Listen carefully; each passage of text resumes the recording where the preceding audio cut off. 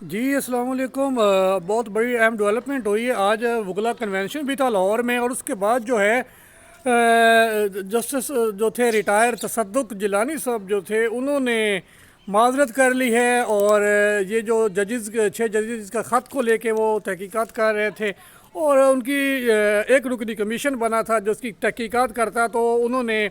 اس سے معذرت کر لیا ہے۔ یہ نیچے میں نے پن کر دیا، یہ لیٹر ہے ان کی جانب سے پرائم منسٹر آف پاکستان کو لکھا گیا ہے۔ یہ اب چیک کر لیں، اس لیٹر میں یہ کہا گیا ہے کہ وہ یہ اس کیس سے پیچھے ہٹ رہے ہیں، یہ اس کی تحقیقات نہیں کریں گے۔ اس کے بعد فائز عیسیٰ صاحب نے جو ہے اس کا سو موٹو لے لیا ہے اس کیس کا، اور بدھ کو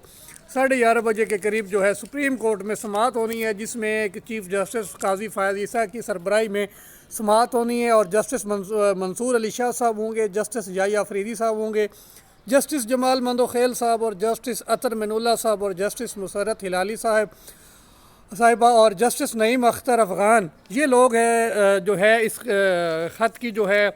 اس پہ تحقیقات کی جائیں گی، از خود لیا جائے گا، اور پی ٹی آئی سمیت تمام جو human rights activist, social media activist یا ٹی وی اینکر تھے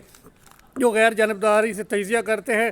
لفافے نہیں پکڑتے، تو وہ یہی کہہ رہے تھے کہ اس پہ سپریم کورٹ کو 100 موٹو لینا چاہیے۔ حامد میر جیسے لوگ بھی یہی 100 موٹو کا مطالبہ کر رہے تھے، تو اچھا ہوا۔ اب دیکھتے ہیں بدھ کو یہ اونٹ کس کروٹ میں بیٹھے گا،